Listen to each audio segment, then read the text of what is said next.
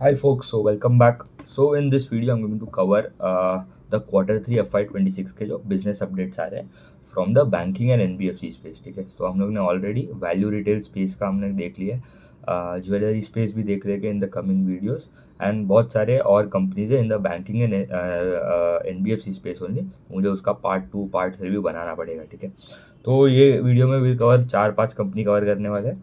So the first company we will start off with the biggest bank, private bank, that is HDFC bank. ठीक है, सो अभी HDFC bank का AUM का size जो है that is around 28 lakh crore. ठीक है, 28 लाख करोड़ का AUM का साइज है, विच इज़ मतलब वेरी बिग। अगर सेकेंड लार्जेस्ट अगर normal including the PSU banks as well, तो SBI के बाद द सेकेंड बिगेस्ट बैंक जो है that is HDFC bank.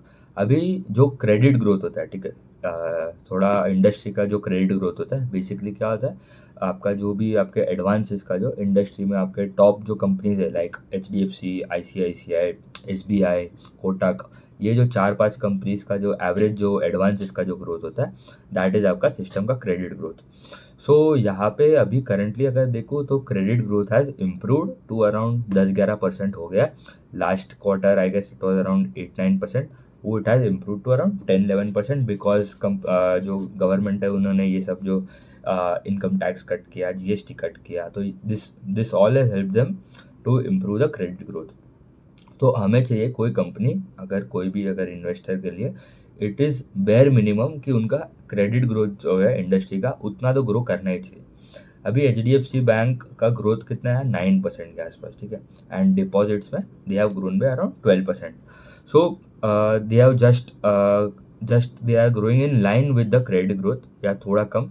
And company का बोलना है HDFC बैंक का कि this year they will grow in line with the credit growth and next year onwards उनका जो ग्रोथ है that can go above credit growth से 1-2% ऊपर जाएगा। ठीक है, सो क्योंकि एक कंपनी में प्रॉब्लम क्या हुआ था कि बेसिकली ये जो मर्जर उनका हुआ था ना, HDFC जो हाउसिंग डेवलपमेंट फाइनेंस कॉर्पोरेशन है, ठीक है, जो प्राइम हाउसिंग में जो लेंडिंग करता है, तो उनका साथ जो मर्जर हुआ इसकी वजह से उनको उनका जो बेस था, ठीक है, क्योंकि यहाँ पे आपका डिपॉजिट्स आया नहीं। जो NBFC है right, housing development finance corporation was an NBFC, तो वहाँ पे उनका लोन बुक तो ऐड हो गया बट डिपॉजिट्स तो as they are not NBFC right, non banking financial service, तो यहाँ पे उनका डिपॉजिट वो ले नहीं सकते।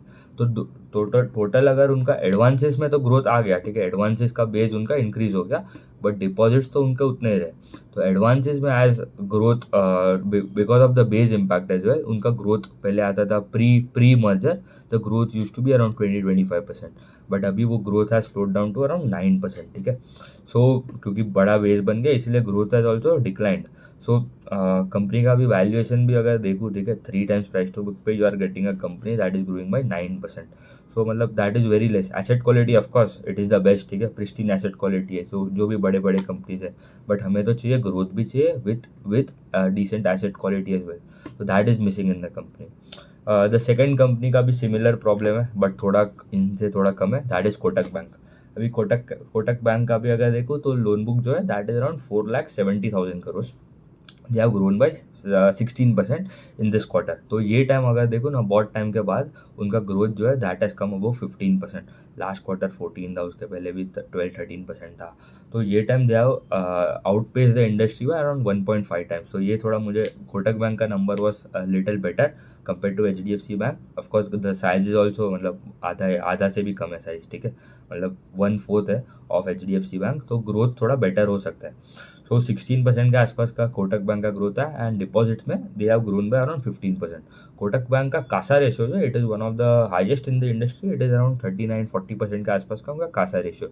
कासा रेशियो बेसिकली क्या होता है, आपका जो करंट अकाउंट सेविंग अकाउंट है as a percentage of your total deposits आप जो लेते हो। डिपॉजिट मतलब आपके टाइम डिपॉजिट्स में मतलब FD आ गया, RDs आ गए, ठीक है, ये सब जो होता है दैट इज आपका टर्म डिपॉजिट्स। एंड दूसरा आपका current account and saving account होता है। करंट अकाउंट में यू गेट 0% इंटरेस्ट, मतलब कस्टमर को 0% इंटरेस्ट मिलेगा। बैंक के लिए तो ये बेनिफिट है क्योंकि मतलब अगर कस्टमर वहाँ पे 1 साल भी पैसा रखता है उसको कोई इंटरेस्ट पे नहीं करना पड़ रहा है, क्योंकि बैंक के लिए तो वो लायबिलिटी है, करेक्ट। सो जितना ज़्यादा CASA CASA ratio the better for the bank to have a low cost of fund, low cost of deposit, right. तो उससे मतलब उनका इंटरेस्ट एक्सपेंस जो है that comes down, correct. So ये हो गया कोटक बैंक का। कोटक बैंक का भी सिमिलर ही है, 3 टाइम्स प्राइस टू बुक, 15-16% का ग्रोथ, एवरेज ग्रोथ उतना ही रहता है उनका भी।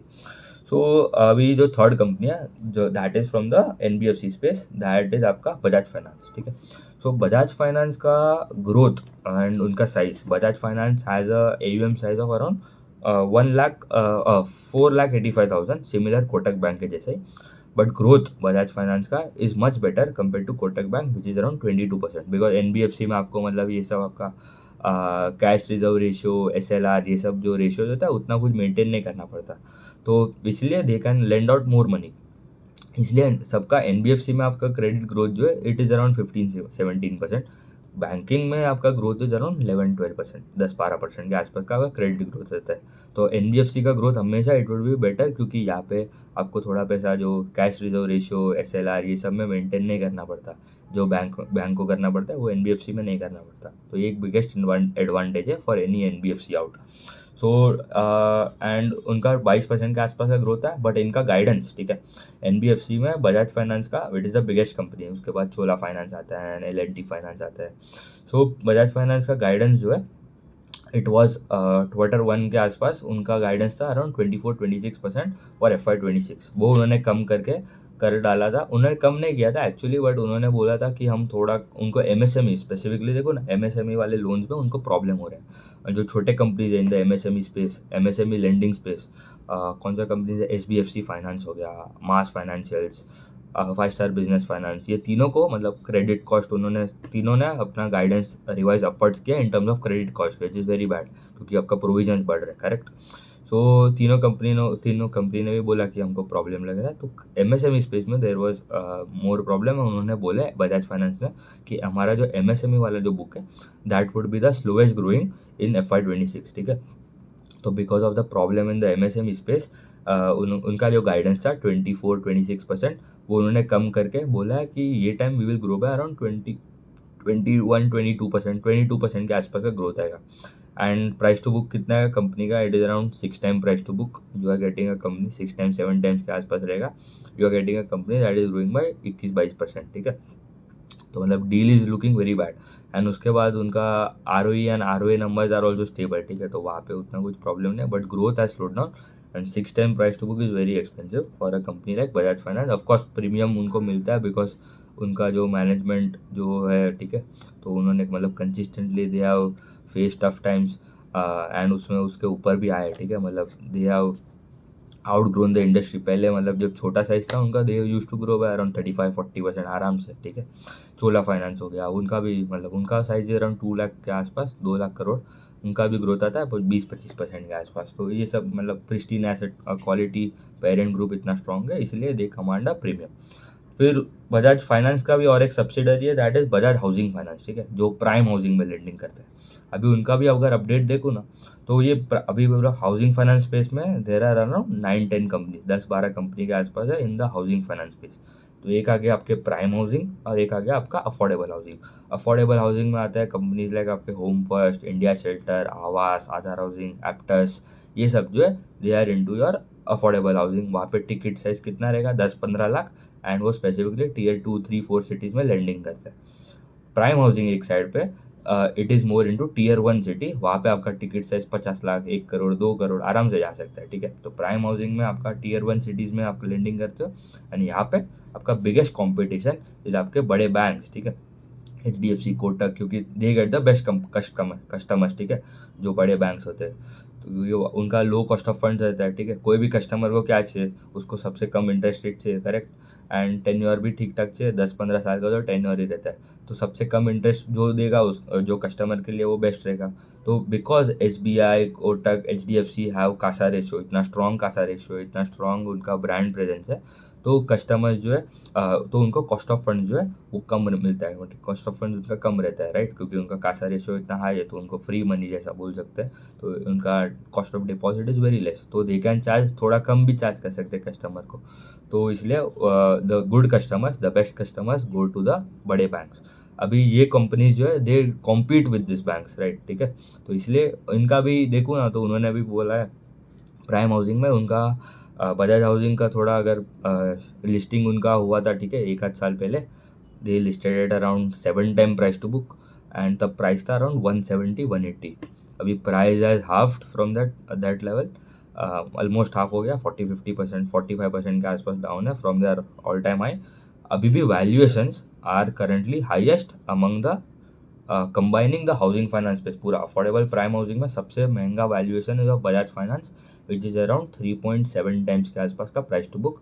दूसरे जो companies like India shelter that are growing by 30-35%। Of course base भी बड़ा है बजाज हाउसिंग का, तो they have done a commendable job, ठीक है। मतलब it is not easy in the housing finance space कि आपका 1,33 करोड़ का आपका साइज़ है, 1,33,000 करोड़ आपका साइज़ है and you are growing by around 23%।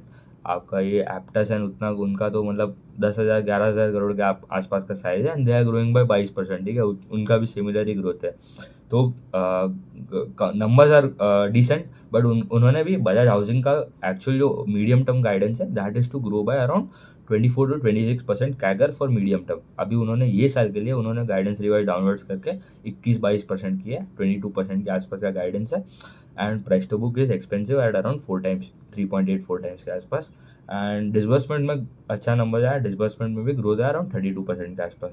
तो स्टिल आई थिंक थोड़ा जो टाइम करेक्शन जो है it will continue and around 3.4 times के आसपास अगर प्राइस टू बुक आए and if the growth accelerates with operating leverage, क्योंकि इनको ऑपरेटिंग लेवरेज भी ये साल नहीं मिलने वाला है क्योंकि उनका आरओई का नंबर नीचे जा रहा है। उनका निम्स में थोड़ा कॉन्ट्रैक्शन आ रहा है, ठीक है। निम्स में अराउंड 15-20 बेसिस पॉइंट के आसपास का कॉन्ट्रैक्शन आएगा दिस साल, दिस ईयर। उन्होंने उनका लास्ट क्वार्टर में बोल दिया, this is the update right, पूरा रिजल्ट तो अभी तक आया नहीं है, तो उन्होंने भी बोला है। तो ऑपरेटिंग लेवरेज ये टाइम तो उनको कुछ खास मिलने नहीं वाला है। तो next year they are hopeful of getting operating leverage with strong growth and तब तक वैल्यूएशन भी थोड़ा और अगर करेक्ट हो जाए तो it would be a good company, good. मतलब ब्रांड तो अच्छा ही है, ठीक है, ऐसा नहीं है कि मतलब पेरेंट ग्रुप में कोई प्रॉब्लम है, खाली उन्होंने ये time because of the competition and सब उन्होंने गाइडेंस डाउनवर्ड्स रिवाइज किया एंड दूसरे companies are at better valuation, at cheaper valuation with better growth. तो इंडिया शेल्टर करके कंपनी है जो 30-35% के आसपास का गाइडेंस देता है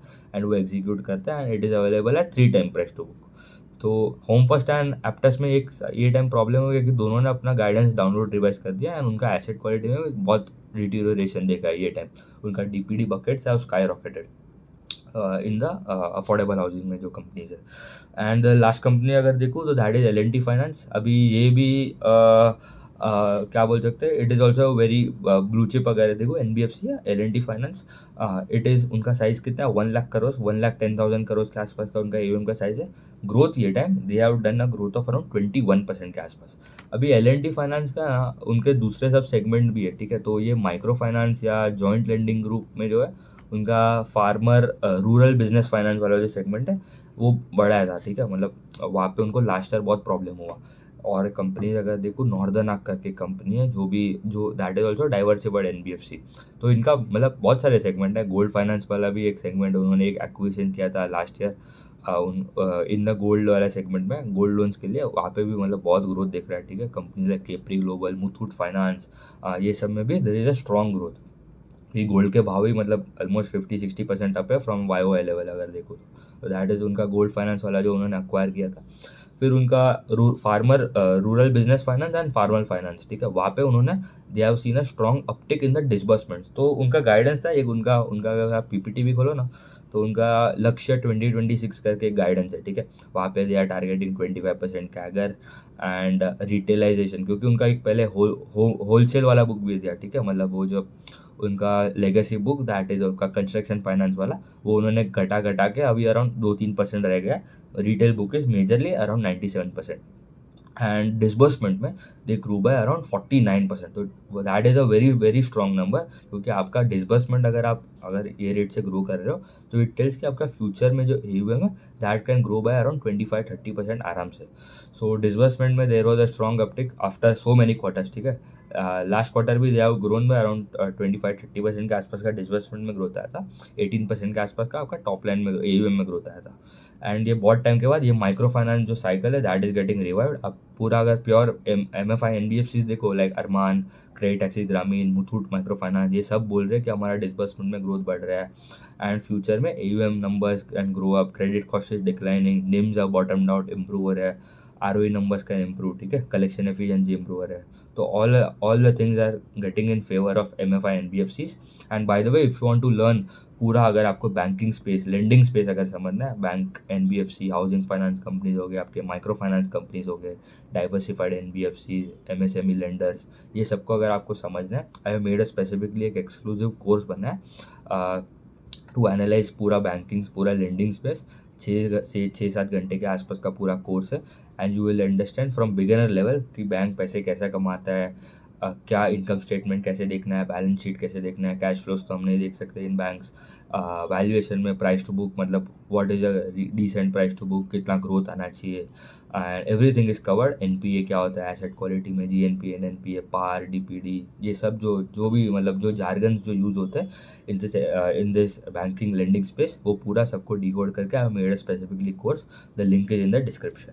सो ठीक है, इतने इतने companies are enough for this video, बहुत लंबा हो जाएगा नहीं तो। In the next video we'll cover another few set of NBFC, small finance banks के भी जो अपडेट्स आ रहे हैं वो भी कवर कर लेंगे। तो ठीक है, उतने रखते हैं, थैंक यू।